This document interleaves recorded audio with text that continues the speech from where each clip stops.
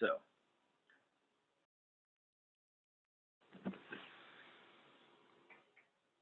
Well, hi everyone, and happy Friday. Welcome to the webinar today. Hoping to make a good use of your time and be efficient with it. Today we're going to be talking about our exit interview services and how they can help inform an employee retention strategy. So looks like the screen share is working and the audio is working as well, so we're going to dive right in. I will tell you throughout the program, if you have any questions, feel free to use the Q&A and chat features in Zoom there at the bottom. We'll be keeping an eye on both of those. We may be able to answer the questions as we go, but worst case scenario, we'll save them for the end and kind of review them then. But without further ado, we're going to dive right into the presentation here.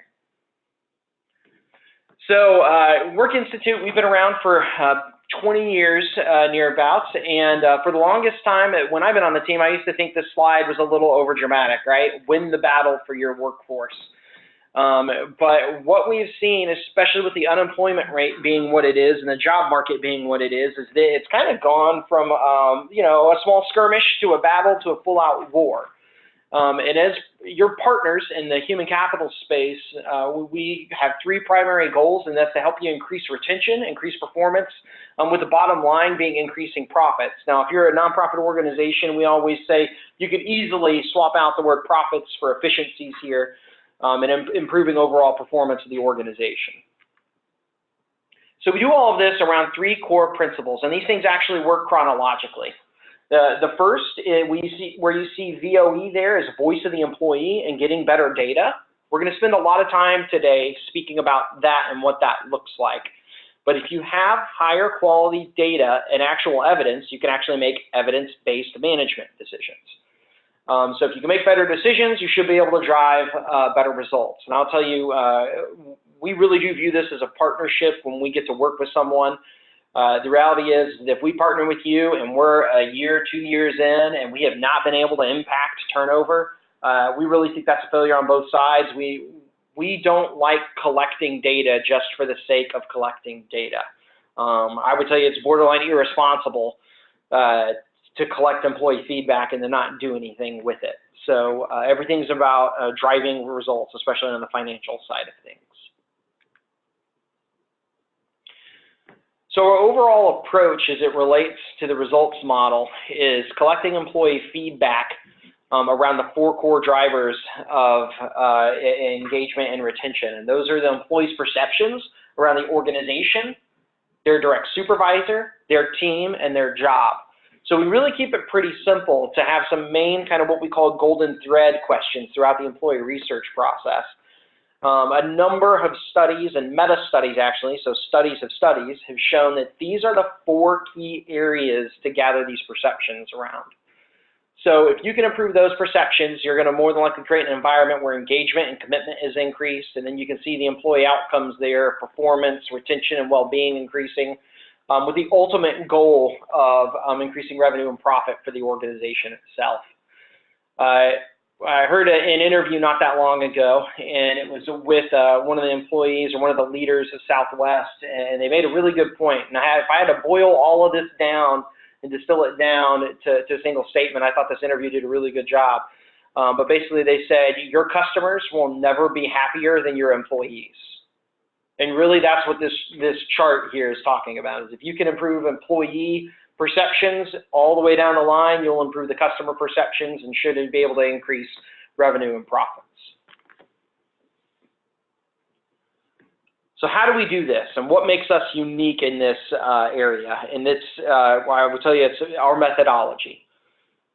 So in today's world, there are a whole lot of survey systems that ask predominantly quantifiable survey close-ended questions. So we know there's value in those, but we really do think that those quantitative questions are kind of just a starting place, maybe just road signs. We take a mixed methodology approach where we're using both quantitative and qualitative questions to get data. To give you an example of that is around the, one of the questions we'll almost always ask is around their rating of their supervisor. So we'll ask them, hey, how would you rate your supervisor on a scale of poor to excellent? So the person might say, oh, I rate my manager as fair. Well, that's kind of helpful. I'd really just tell you that's more directional than it is anything. Well, we're going to ask this all-important question of why. Why did you rate your manager or your supervisor as fair? So now all of a sudden the employee can tell us anything and everything, right? They are in control. We're actually putting the employee voice at the center of this interview. So they might say something to the effect of, oh, I rate my manager is fair because they're hardly ever available. And then we're going to ask them, we're going to probe for additional reasons. We say, well, there are any other reasons why you would rate them as fair? And they might say, oh, well, you know, we got a new software system. They didn't know how to use it. So when I was able to get in contact with them, they weren't that helpful. Then we might say, there are any other reasons why you rate them as fair? And they might say something to the effect of, well, yeah, they tell us one thing in the meeting, and then the company communication will come out and it'd say something pretty different.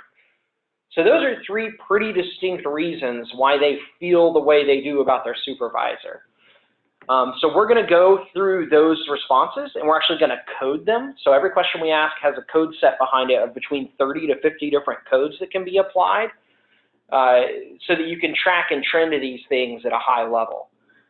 But giving the employee the opportunity to voice whatever's on their mind really allows you to get at a level of specificity that you simply can't get in a survey.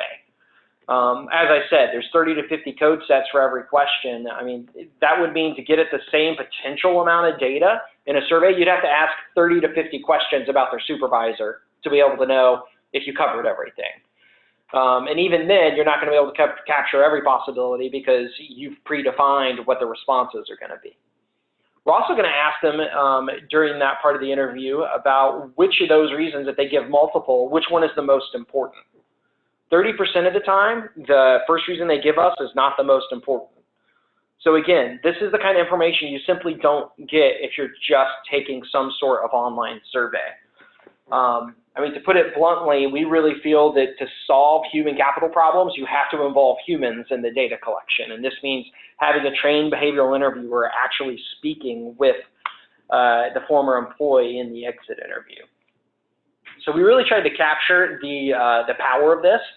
And you can see in the middle there where we say asking why is 2.3 times more powerful. So we took a look at, we conduct stay interviews that have an intent to leave question in there. So we tried to predict what somebody's intent to leave was based on different data points in the collection. So basically, you know, we said, hey, could we predict how many people might leave, say they'd leave in a year based on just their demographics? Well, 0% of the time were we able to predict that. So then we started looking at it and seeing if we could predict with the ratings included, and we could predict about 18% of the time when an employee said they would leave based on the ratings. But then we factored in the reasons on top of the ratings and the demographics, and 42% of the time you could predict when an employee was going to leave if you had all those factors involved. So it's 2.3 times more powerful to have the reasons and the whys behind these ratings in terms of understanding what's driving an employee to stay or to leave the organization. Additionally, studies have shown that being a third party and conducting the interview at the right time has a huge difference in the kind of data you collect. We have an approach where we speak to the employees. We try to do it at least 2 weeks after they've left. You do this because if you really think about it, I've done a couple of exit interviews in my life, and generally when an employee is in their last 2 weeks, their mindset's kind of different. Oftentimes we kind of assume it's in a really negative mindset, but what I've found more often than not is people are in a pretty good mindset. They're looking forward to their new job. They're looking forward to the grass is greener on the other side. They also don't want to burn a bridge. There's always a chance that they're going to have to use you or your organization as a reference. You may have their benefits going through the end of the month. So they want to make sure they don't do anything that could potentially mess that up. They want to make sure that last paycheck clears. So more often than not, they're kind of pulling punches. So I think if you just think about it logically, it makes sense as to why the data they give you while they're still employed may be different than what it would be afterwards. Studies have shown that if you're a third party and you're doing the exit interview after they left the organization, the reason they give for leaving changes 40 to 63% of the time. That's a huge difference. And we've seen this play out time and time again with our clients because you have the ability in our reporting system to submit the reason within your HRIS that was put for why they left, and you can compare that to our research. My classic example is oftentimes we'll find that it's categorized as personal, But then when we get to talk to them, we found out it was a personal disagreement with their manager. Well, that's not a personal reason, that's a manager reason as it relates to why they left. So being a third party, doing the interview at the right time, using a mixed methodology approach yields really, really powerful data that's very, very actionable. So we can apply this approach throughout the employee life cycle. Today we're talking about exit interviews, but we use these kind of interviews all throughout the employee life cycle, that kind of golden thread that I mentioned earlier about those 4 core drivers being at the center of those, with some contextual questions depending on what phase of the life cycle they're in. So when it comes to the results model, so how we actually recommend making change in the organization, we always recommend starting with the research and the voice of the employee. So this is asking the question. So this is actually conducting the exit interviews themselves. Then there's the understand portion, and that's kind of the reporting and the digesting of the data. Then there's the plan and strategy development. So what are we going to do with this information? And then you got to implement the changes that come out of the planning. And then you want to continually evaluate whether or not these things are working. Ongoing exit interviews are a great way to do that, because if you're conducting exit interviews with us over years, ideally, the reasons for leaving should change because you should be addressing the top concerns. It should be a true pulse of what's going on in the environment and what's at the root cause of employee turnover. And you really want to be making implementations and interventions that change that data over time. But I say all this to say, doing the exit interviews or doing any kind of employee feedback is really just these first 2 steps. If you're not taking these further 3 steps, then chances are you're not going to be making meaningful change within the environment. And we can partner with you throughout this process. If you're a larger organization and you have all the resources internally to implement and to plan and implement things, that's great.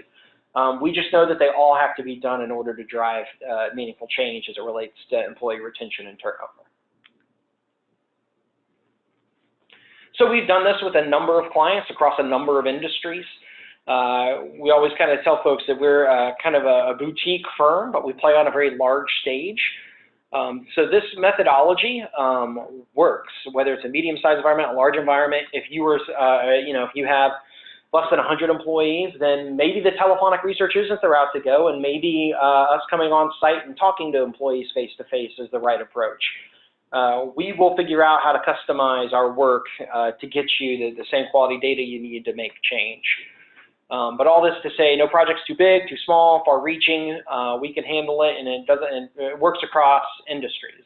We often have the conversation with people of everybody thinks they're incredibly unique as it relates to their industry. And while companies are very unique, you're all employers. There's nothing different about that across the different kinds of companies. So in that vein of the uniqueness thing, over the last 3 years, we've been releasing retention reports. One thing that really surprised us in our findings there is how unique companies are as it relates to why their employees leave. So we took it was around a little over 170 participants, companies that participated in that first retention report, and we built turnover profiles for them. So what were their top 3 reasons that employees were leaving in order, and compared them. Less than 8% of the time did companies actually share a turnover profile.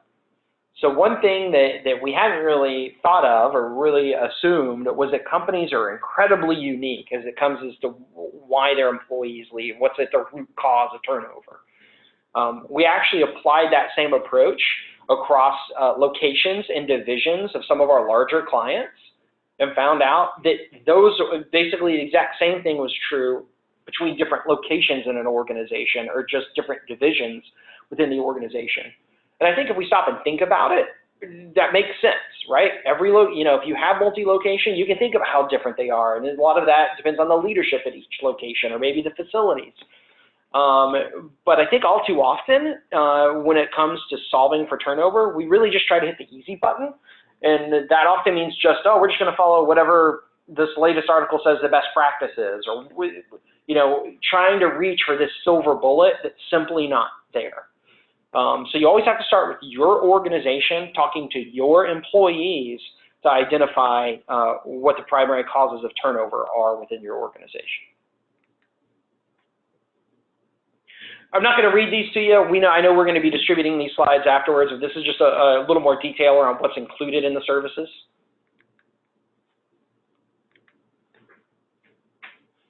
So I'm going to talk to you a little bit about the logistics. How does this exit interview process actually work? What does it look like?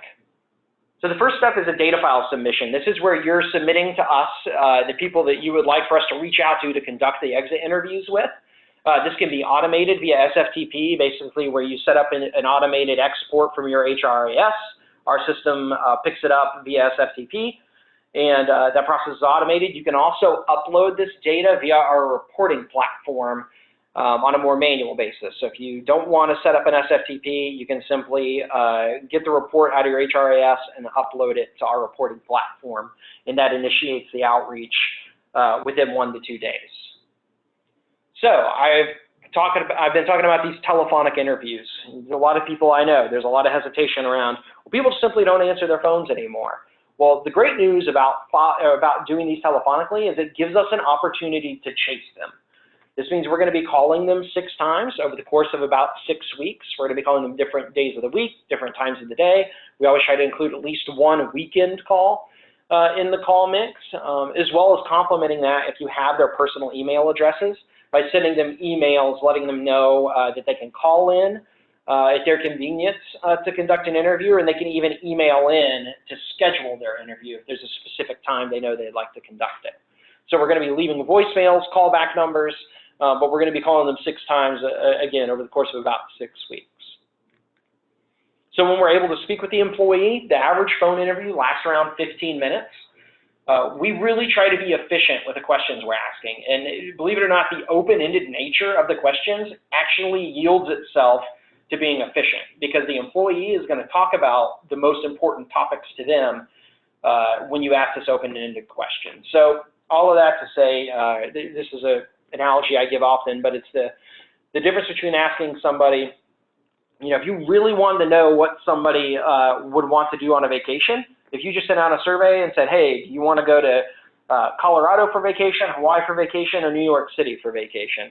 And they go, oh, well, I want to go to New York City. Well, you might start making a lot of assumptions, right? And say, oh, well, they must love big cities. They're not big on the mountains. They don't love the beach. They love, major metropolitan areas.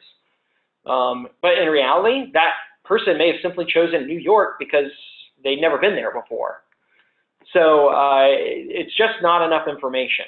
And the flip side of that, and this is what our approach does in these interviews, is saying, hey, if you could travel anywhere in the world for vacation, where would you want to go and why? Well, I'll tell you, that's when learning actually happens, right? We're actually learning what is going on in this person's head and what's most important to them. Well, these 15-minute phone interviews allow us to do that in a much more efficient manner than asking them to take a 120-question survey about their experience in the environment. So again, I talked about coding those responses. That's the next step in the process. We're also going to be quality assurance checking. This happens with over half of the interviews we do. We're actually going to have a supervisor or team lead or at least a teammate read through the responses for making sure the coding's correct, making sure the grammar's correct, and kind of spot checking those. And then they're going to be loaded into our reporting portal. So that is, we call it Navigator, and that's available to you and your team 24/7. So you're not limited in access, so you're not even limited to the number of users. I will tell you strategically what we have found to work best with our clients is to kind of have a super user group of maybe 3, 4, 5 people, depending on the size of your organization, that actually distribute the meaningful reports on a regular basis. And you can automate the reports to where they can show up in certain people's inboxes at the right time. But as opposed to trying to get everybody used to a new system, it seems to be very, very efficient to get a few super users and have them distribute the information as needed. So real quickly, I'm going to go through the questionnaire very, very quickly, and I will tell you there is no magic in this questionnaire. This is not rocket science. This is asking about these core drivers in a very open-ended way. So again, we've talked about how they're open-ended. We have a robust code set for each one of the questions we ask. An example is the why did you leave and the exit interviews. There's 10 high-level categories and there's 50 subcategories, and those account for 98.5% of all of the reasons that employees give. That last 1.5% fall into the other category, and I've got to tell you, those can be hysterical. So if you're with us and you have a bunch of others in your exit interview or why did you leave category, we get some really, really weird stuff. We talked about the 15-minute average interview time.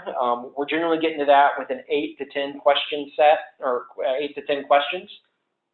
Give you a glimpse of what those look like. In the exit interview, we're going to ask about why they left.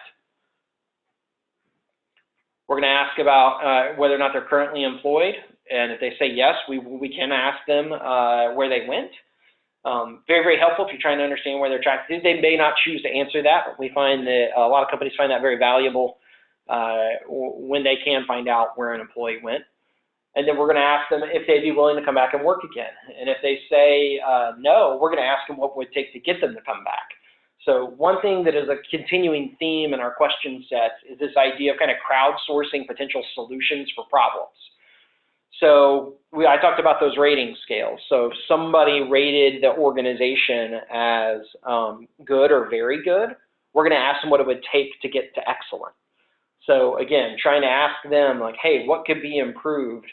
And who better to do that with than people who've been part of the organization, right? They can be very direct and they know your organization and what may or may not be feasible. But we find there's a lot of power in asking the employees what it would take to improve the ratings there. So then there's going to be our core driver questions, which are the 4 that we talked about before, around the rating of the organization itself, the rating of their supervisor, and the whys behind those, as well as their team, the job itself, and then we ask a compliance question. That is not a have to. A little over half of our clients use that question. It's just a good opportunity to ask them about any behaviors that you or your team may need to be aware of. And if they answer positively to that, we can actually send a notification to somebody on your team to let them know that there's been an affirmative response there so that you can do it. We'll get a little bit of information. We do not launch a full investigation into it. Those are not part of our services, but we will ask them, hey, where did this occur? When did it occur? And at least get you a little bit of information to start the ball rolling on your end. So I'm going to show you a few reporting examples. What I will tell you here is that I could literally spend an hour on the reporting platform itself because there's so much data and so many ways to get at the data. But I'm just going to highlight a few simple things so you can know kind of how it's built and what you could expect out of the reporting platform. The one thing I love about this reporting platform is it enables you to see trends at a very, very high level, all the way down to a specific interview. So you can kind of jump in and jump out at whatever level of data that you need. And again, you can actually take a lot of the reports, especially if you find some that you like, you can save them and schedule them so that they show up in a recurring manner. And we can partner with you on setting all those up to where the right reports are going to the right people at the right times. So this is an individual interview. They always start with some of the demographic data that you're sending to us. But this is the actual interview text here. So why did you leave the organization? So this person gave 2 reasons here. And you can read over on the right. I left to pursue my medical degree. That was their first response. So the reason description there was school, and the reason group was career. And then they said, I did not like the schedule that I was working, and it was not the schedule that I was hired for. So that was their second answer. But when we asked them afterwards, he said, which one is the most important reason? They actually indicated it was the second one there, and that's why you see that MIR to the left. So spending just a minute here to show you, this is how the data is used foundationally to build all the other reports off of. So you can see on the right is the response, in the middle is the description, and on the left is the reason group. And that's how those things are built out. And this is the foundation for all the other reports that we provide.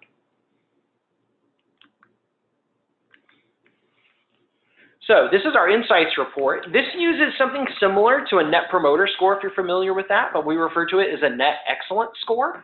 This basically takes the percentage of excellence ratings, and we subtract out the fair poors. So really it's the promoters, and then we subtract out the detractors there.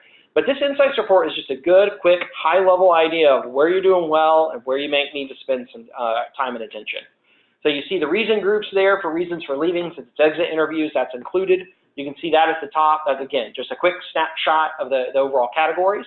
But you can see this rating of supervisor, rating of employer. Right off the bat, you can tell that rating of employer needs a little bit of work, right?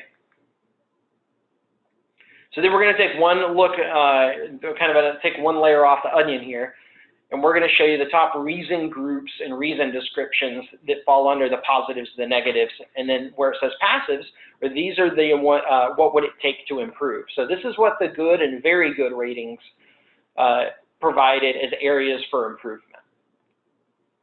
So again, this is just a real quick heads up as to what's going on at a broad level. You can also take a look at the data and break it out by certain variables. So here I just did part-time and full-time because it's easy. It's 2 different data points, but any of the reports can be broken out by just about any of the variables you could provide to us. So this is the summary report. This is really just a different view of the same data. Again, it all goes back to kind of that individual interview, and these are just different ways of looking at the aggregate information. So it starts off with a little bit of kind of logistical info about how many active calls there are, how many have been completed, submitted, and then what the response rate is. It's also going to show you a volume summary, so a little bit of demographic info about the people that you've submitted for the interviews. So you can see their gender, the age group, quarter, the volume by quarter, and length of service.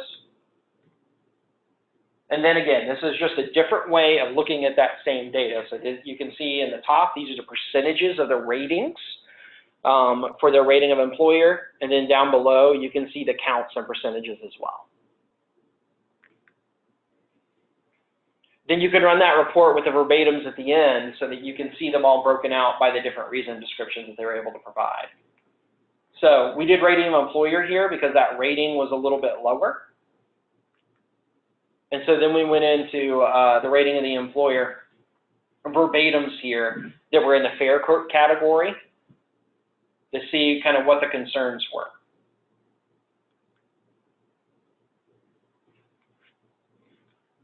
So real quickly, we partnered, Parkview Health is a longtime client of ours. They're a mid-sized health system with about 11,000 employees. They had a big focus on first-year turnover. They were losing, especially their nurses, at a very, very high rate when they were new to the organization. So in the exit interviews, they were able to get a lot of feedback around that first-year experience. So they were interviewing everybody, but they've paid a lot of special attention to this. But our data was able to help them to know that they needed to add a pre-hire assessment. They expanded their peer interview process. So this basically was giving them a more realistic job preview by having them work with different nurses within the system to understand kind of what was expected in the day-to-day. And also built out a more detailed, realistic job preview. This means spending more time with those nurses ahead of being hired. And then additional support. Sometimes this meant adding people here and there, but it also meant adding supplies within specific regions and business units of the organization. So again, this was not something that we found, talked about the uniqueness earlier between locations and departments. Well, this found that a number of the departments were doing great. People were not complaining about lacking supplies. But our data showed the specificity in, hey, in some of these locations and some of these business units, they needed more help and they needed more equipment, and they were pretty easily able to remedy that. So the research and their efforts implementing these things drove first-year nursing turnover down by 36%. I can't remember the exact figure on it. I know it was well over $1 million in the cost savings. But the reality is if you have this level of data, this quality of data, you can make meaningful change within the environment and have significant impact on turnover. So in regards to the presentation, that's it for our content. It does not look like there have been any questions asked, but I'll give it just a minute. And if anybody has any questions or concerns, please post those now and we can try to get to them while we're here. We'll give you just a few seconds to do that.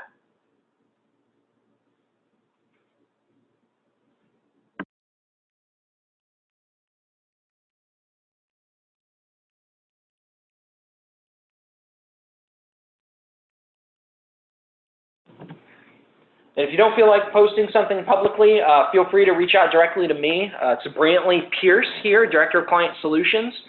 I'm just going to give you my phone number here as well as my email address, but phone number is 615-495-6635. Then you can reach me via email at Brantley, B-R-A-N-T-L-E-Y, Pearce, P-E-A-R-C-E, at workinstitute.com. This first and last name all together, no dots, no hyphens, no underscores. So all big, one big long email address there.